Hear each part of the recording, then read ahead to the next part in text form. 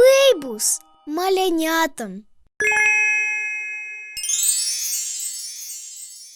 Давай намалюєм пейзаж, з'являється синій гараж, за їм червоная хата, у хаті бежевый тата. И желтое солнце светить, зеленые древы пестить, коричневый спереду плот, на им сядить шери, шери, шери, шери, шери, шери кот. Шери, шери кот. Давай намалюєм садок, де древи стоять у радок, растуть на їх сині сливи, яблуки груш тут на дива.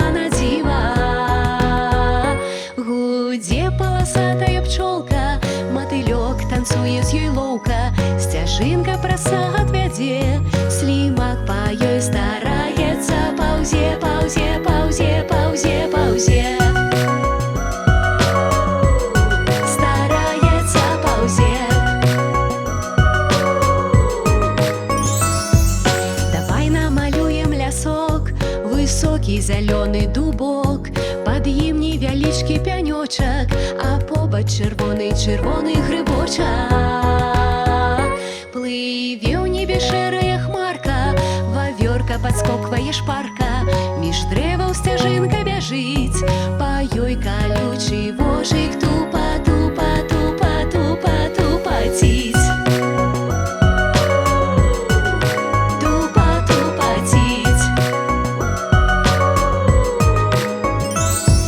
Як хораша мы малявалі, усе мастакамі мы сталі, ужо трэба малюнкі збіраць, наступным разам будзем мы партрэт, партрэт, партрэт, партрэт маляваць. Партрэт маляваць.